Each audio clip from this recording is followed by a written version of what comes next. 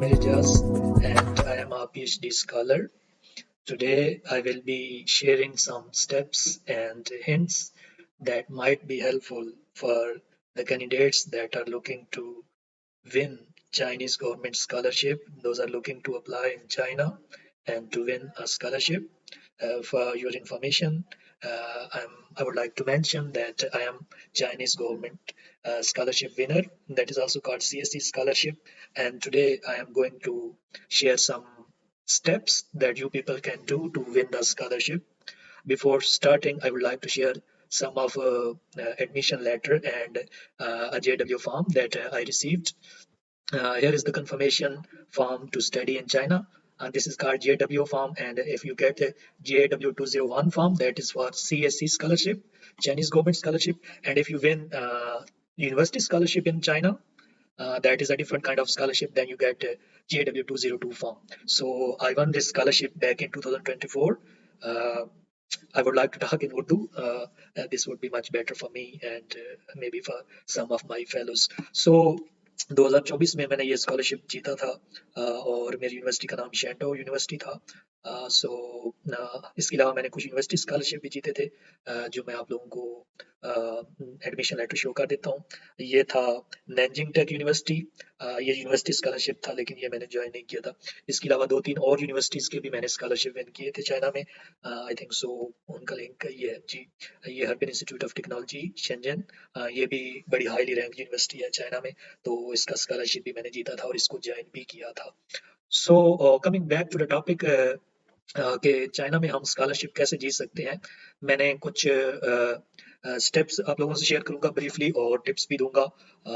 तो उनको फॉलो करके स्टूडेंट्स को काफ़ी हेल्पफुल रहेगा। या जिस तरीके से मैंने ये स्कॉलरशिप विन किए थे, आप भी एफर्ट्स करके विन कर सकते हैं।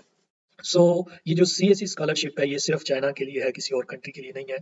और चाइना में ऑलमोस्ट 280 यूनिवर्सिटीज हैं जिनमें आप CSE स्कॉलरशिप अप्लाई कर सकते हैं। किसी एक यूनिवर्सिटी में आपने अप्लाई करना होता है CSE के लिए, लेकिन इसके अलावा जितनी भी यूनिवर्सिटीज़ हैं आप उन सब में यूनिवर्सिटी स्कॉलरशिप के लिए अप्लाई कर सकते हैं। या कुछ और भी चाइना में स्कॉलरशिप ऑफर होते हैं जो आप अप्लाई कर सकते हैं उन सारी यूनिवर्सिटीज़ में। CSE किसी एक यूनिवर्सिटी में अप्लाई कर सकते हैं। इसके अलावा अगर इसके मैं बेनिफिट्स की बात करूँ तो 3500 RMB जो है वो चाइनीज़ गवर्नमेंट देती है और ये तकरीबन 1,40,000 के करीब करीब होता है। और इसके अलावा जो ये स्कॉलरशिप विन करते हैं उनकी रिहाइश भी फ्री होती है, उनकी जो अकोमोडेशन है वो भी बिल्कुल फ्री होती है। सो मैंने ऑलमोस्ट 1 साल गुजारा है चाइना में। तो अगर आप सेल्फ कुकिंग करते हैं वहाँ पे तो मैक्सिमम खाने पे 500 रुपये आएगा, क्योंकि दोस्त बाप बाकी होते हैं उनके साथ मिलकर मैक्सिमम 500 और कुछ चंद अखराजात होते हैं, तो आप 1 लाख तक बचा सकते हैं अगर आप PhD स्टूडेंट हैं।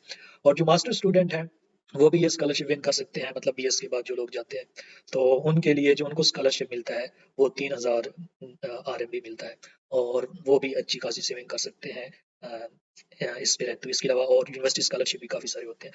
तो coming back to the topic, जो सबसे बड़ा पॉइंट है और जो सबसे बड़ी बात है वो आप लोगों ने अपना माइंडसेट बनाना होता है कि मैंने स्कॉलरशिप को हंट करना है। मैंने बहुत सारे दोस्तों को देखा है जो वक्ती तौर पर तो तैयार हो जाते हैं, लेकिन जब स्कॉलरशिप विन विन करने के लिए एफर्ट्स की बात आती है तो वो अप टू द मार्क नहीं रहते, या थोड़ी सी एफर्ट करेंगे और फिर छोड़ देंगे क्योंकि रिप्लाई नहीं आया, या मतलब रास्ते में वो छोड़ देते हैं। तो ये चीज़ जो है ये इस मुश्किलात खड़ी करती है आपको स्कॉलरशिप जो है इस तरह से थोड़ा मुश्किल है विन करना।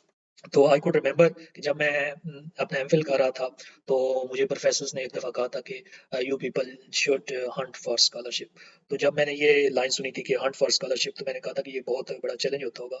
तो फिर मैंने जो अपनी एफर्ट्स की थी स्कॉलरशिप विन करने के लिए वो भी उसी हिसाब से की थी।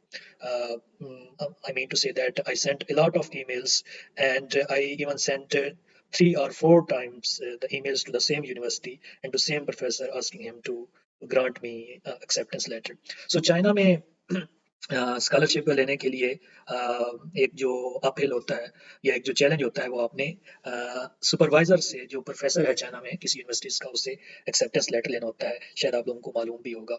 तो अगर आपके पास एक्सेप्टेंस लेटर आ जाता है तो आपके काफ़ी चांसेस हैं, I mean maybe up to 90% और इवन 100% भी किसी हद तक आप स्कॉलरशिप विन कर लेते हैं just by acquiring the acceptance letter. लेकिन ये जरूरी नहीं है कि आप एक्सेप्टेंस लेटर की बेस पे स्कॉलरशिप विन करें, सम टाइम रिजेक्शन भी आ जाती है जो बॉडी स्कॉलरशिप देती है। तो पहला जो बड़ा काम है आपने वो स्कॉलरशिप के लिए अपना माइंड बनाना है। इन बिटवीन नहीं रहना कि मैंने जॉब के लिए जाना है, मैंने सीएसएस की तैयारी करनी है, या मैंने जो अपनी प्राइवेट मुलाजमत कर रहा हूँ उस पर रहना है, या मैंने बाहर नहीं जाना। तो सबसे बड़ी जो बात होती है, आपने अपना माइंड क्लियर करना है कि अगर मैंने स्कॉलरशिप विन करना है तो मैंने करना है, इसके अलावा मैंने और मेरे पास जो बाकी है वो मेरे लिए इतनी प्राइमरी गोल्स नहीं है। तो ये सबसे बड़ी बात होती है कि आपने माइंड बना लिया है। तो आप ऐसे ही समझिए कि पहला स्टेप जो होता है वो कामयाबी की तरफ वो एक बहुत बड़ा कदम होता है। फिर आप इसको एज अ चैलेंज लें, जिस तरह मुझे सर ने कहा था, मेरे प्रोफेसर ने कि हंट द स्कॉलरशिप। तो मेरे माइंड में ये बात बैठ गई थी और फिर मैंने इसको एज अ चैलेंज लिया था। और बिलीव मी कि मैंने रात 10-11 बजे तक भी ईमेल्स किए हैं और सुबह सवेरे उठकर भी मैं ईमेल्स करता था प्रोफेसर्स को कि मुझे एक्सेप्टेंस लेटर दे दें। और क्योंकि मैं जॉब करता था टीचिंग, तो मैं स्कूल से आकर इसमें आप अपना थोड़ा सा मेंशन कर लें कि आपका फील्ड क्या है, आपने कितना स्कोर किया है। अगर आपका स्कोर अच्छा है तो उसको लाजमी मेंशन करें। इसके बाद आप जो बड़ी चीज़ आपने करनी है वो पब्लिकेशन आप मेंशन करें, उसका लिंक प्रोवाइड करें और इसमें फिर प्रोजेक्ट्स डालें। बहुत सारे लोगों की पब्लिकेशन नहीं होती, तो आपने घबराना नहीं है कि पब्लिकेशन नहीं है तो मुझे स्कॉलरशिप में नहीं मिलेगा, कहीं भी नहीं होता है ऐसे। हाँ, पब्लिकेशन आपको सपोर्ट करती है, अगर आपने की हुई है तो डालें, अदरवाइज अगर नहीं है तो इट्स ओके। बहुत सारे मेरे पाकिस्तानी भाइयों की या बाकी लोगों की, इवन इंडियंस की, बंगालियों की जो मैंने देखा वो नहीं होती पब्लिकेशन। हाँ, इवन पीएचडी लेवल। सो नहीं, मैं आप लोगों को बता रहा था कि सीवी जो है वो इस फॉर्मेट में बनानी है। पहले अपनी एजुकेशन डालें, फिर आप पब्लिकेशन डालें, अगर है, अगर नहीं है तो इट्स ओके, कोई मसला नहीं है, स्कॉलरशिप फिर भी आप विन कर सकते हैं। फिर प्रोजेक्ट्स डालें, आई सजेस्ट के 2 प्रोजेक्ट्स डालें जो आपने मास्टर में या बीएस में किया। अगर बीएस में एक आध प्रोजेक्ट्स भी किया है या इवन एमफिल में, तो उसको लाजमी मेंशन करें। जो आपका थीसिस है उसको शॉर्ट करके आप लिख सकते हैं। फिर वर्क एक्सपीरियंस वगैरह डालें, ज़्यादा वर्क एक्सपीरियंस ना डालें। कुछ लोग बहुत ज़्यादा एक्सपीरियंस डाल देते हैं स्कूल का या बाकी का। अगर आपका रिसर्च एक्सपीरियंस है तो उसको लाजमी डालें और इस तरह करके आप अपनी एक अच्छी सी सीवी बनाएं जो अट्रैक्टिव लगे। Coming back to the points, इसके बाद फिर आपने यूनिवर्सिटीज जो है उनको टारगेट करना है। जो मेरा अंदाज रहा है वो मैं इस तरह करता था कि गूगल में जाके मैं लिखता था कि top 200 universities of China in chemistry, क्योंकि मेरा बैकग्राउंड केमिस्ट्री था। आपका अगर फिजिक्स है तो बायोलॉजी है, आप उसके मुताबिक लिख सकते हैं। और ये लिखने के बाद आप लोगों ने इस तरह करना है कि आपने इस वेबसाइट पे आ जाना है, US news and world report, और यहाँ पे आपको यूनिवर्सिटीज जो है वो मिल जाएंगी। ये पहले नंबर पे, दूसरे नंबर पे। तो अपनी प्रोफाइल के मुताबिक आपने जो है वो किसी एक यूनिवर्सिटी का इंतखाब कर लेना है और फिर उसको आपने ईमेल सेंड करनी है। सपोज तियानजिन यूनिवर्सिटी को आप ईमेल करना चाहते हैं, आई सजेस्ट कि आप स्टार्ट से स्टार्ट करें और फिर आगे चलते जाएं और रोजाना 3 यूनिवर्सिटीज को ईमेल करें। कम से कम आपका टारगेट होना चाहिए कि आपने 100 ईमेल्स करनी है प्रोफेसर्स को। तो इसका तरीका क्या होता है, यहाँ से इसको कॉपी पेस्ट करें इस यूनिवर्सिटी के नाम को और गूगल पे जाकर लिखें कि तियानजिन यूनिवर्सिटी केमिस्ट्री फैकल्टी। तो इस तरह आपके पास फैकल्टी या डिपार्टमेंट जो भी आप लिखना चाहें, यहाँ पे आप आएंगे, डिफरेंट यूनिवर्सिटीज का डिफरेंट होगा, कहीं पे फैकल्टी होगा, कहीं पे पीपल होगा। तो मैं डिपार्टमेंट में चला जाता हूँ, डिपार्टमेंट ऑफ केमिस्ट्री में। यहाँ पे समटाइम चाइनीज में आएगा, आप ट्रांसलेट कर सकते हैं, समटाइम सेल्फ ट्रांसलेट हो जाता है। तो यहाँ पे आप डिफरेंट प्रोफेसर्स देख रहे हैं, आपने सबको ईमेल करनी है। और सपोज मैं इसको ओपन करता हूँ तो यहाँ पे फीमेल प्रोफेसर्स हैं, चंग चंचन। तो इनका ईमेल भी दिया होगा, तो आपने यहाँ से ईमेल कॉपी करना है और ईमेल कॉपी करके आपने इनको ईमेल करना है। और ईमेल आप लोगों ने किस तरह करना है, जिस तरह ये जो मैंने ईमेल किया था, इस वजह से मुझे यूनिवर्सिटीज में एडमिशन मिला था। तो ईमेल के कंटेंट्स क्या होने चाहिए वो मैं आपको थोड़ी देर में बताता हूँ। तो आप सारी यूनिवर्सिटीज को ईमेल करें, जितनी भी आपको, चाइना में ऑलमोस्ट 300 के करीब यूनिवर्सिटीज हैं, तो आप सबको टारगेट करें ताकि आपको मैक्सिमम एक्सेप्टेंस लेटर मिले प्रोफेसर से और आपके चांसेस ज्यादा हों। और फिर आपने सुपरवाइजर ढूंढना और उसको ईमेल करना है, जिस तरह मैंने कहा कि आप कम से कम 100 ईमेल्स एक दिन में करें। शायद मैंने इससे भी ज्यादा की हूँ। और फिर ईमेल जो है उसका फॉर्मेट बहुत ज्यादा मीनिंगफुल है कि आप जो है टाइटल आप क्या रखते हैं, आप ईमेल का फॉर्मेट, जिस तरह आपने टाइटल लिखना है कि रिक्वेस्ट फॉर पीएचडी सुपरविजन, या अगर आप एमफिल के लिए, मास्टर के लिए जा रहे हैं तो मास्टर सुपरविजन आप लिख सकते हैं। और फिर प्रोफेसर का नाम लिखें और फिर सबसे पहली बात होती है आप ब्रीफ से इंट्रोडक्शन दें कि आप कौन है, कहाँ से हैं और आप क्या करना चाहते हैं। जिस तरह मैंने लिखा हुआ है कि मेरा नाम ये है और मैं पीएचडी करना चाह रहा हूँ आपके सुपरविजन के अंदर, और डायरेक्ट उन्हें बताएं कि जो मेरा रिसर्च इंटरेस्ट है वो नैनो मटेरियल्स में है। यहाँ पे ये याद रखें कि ये जो आप रिसर्च इंटरेस्ट मेंशन कर रहे हैं ये सुपरवाइजर के मुताबिक होना चाहिए। आप जिस बंदे या बंदी को ईमेल कर रहे हैं उसका आप देखें कि उसका रिसर्च इंटरेस्ट क्या है। यहाँ पे प्रोजेक्ट्स गिवन होंगे या फिर उसकी पब्लिकेशन गिवन होगी, तो उससे आपको आइडिया हो जाएगा कि इसका जो है वो इंटरेस्ट इस प्रोफेसर का इंटरेस्ट सेंसिंग इंटरफेसेस में है। ठीक है, तो यहाँ से आप को पता चल जाएगा कि ये प्रोफेसर किस पे काम कर रहा है। बायोकेमिस्ट्री पे ये प्रोफेसर जो है वो काम कर रहा है, लिवर कैंसर डायग्नोसिस में। तो आपने अपनी ईमेल का जो फॉर्मेट है, जो बॉडी है, वो इस तरह से डिजाइन करनी है कि आपकी ईमेल और प्रोफेसर का रिसर्च एरिया जो है, वर्किंग एरिया, वो सेम हो। फिर आपने उसको ब्रीफली बताना है कि मैंने यहाँ से मास्टर किया है, मेरा ये सीजीपीए था, मैंने ये थीसिस किया था, ये पब्लिकेशन थी या नहीं थी। अगर नहीं है तो don't worry, you can still win the scholarship. और आप उन्हें बताएं कि जी मैं आपके पास जो है वो रिसर्च करना चाहता हूँ और अगर आपके पास टाइम हो तो आप मेरे साथ मीटिंग रखें। और फिर उसे कहें कि मैं सीएससी स्कॉलरशिप के लिए भी अप्लाई करना चाहता हूँ, तो काइंडली मुझे आप एक्सेप्टेंस लेटर दे दें। और आप साथ अपना मास्टर का या बीएस का ट्रांसक्रिप्ट लगा लें। अच्छे मार्क्स हैं तो मतलब 3 या 3 से ऊपर है तो बेहतर रहेगा कि आप लास्ट में अटैच करें। सीवी अटैच करें और अगर आपने पब्लिकेशन की हुई तो वो भी साथ लास्ट में अटैच करें। ये ईमेल मैंने की थी 15 अप्रैल को 2024 को और मुझे 21 को जवाब आया था। तो कुछ दिन लगते हैं, परेशान नहीं होना। और हर बार रिप्लाई भी नहीं आता, मुझे हो सकता है 6 माह बाद रिप्लाई आया। तो you can try try try try. Almost मैंने 5-6 यूनिवर्सिटीज का स्कॉलरशिप विन किया था bye trying again again and again. और हो सकता है आपको 500 या 1000 ईमेल करें तो भी रिप्लाई ना आए, तो आपने परेशान नहीं होना, आपने ईमेल करते रहना है। ठीक है जी। तो ये आप देख सकते हैं जो आप रिसर्च ईमेल बॉडी जो है वो इस तरह आपने डिजाइन करनी है। और फिर जो आपकी जो सीवी है ना, खास तौर पे वो बहुत अच्छी और वेल डिजाइन होनी चाहिए। जिससे मैंने आपको सीवी शो करवाई है, अच्छी सीवी बनवाएं।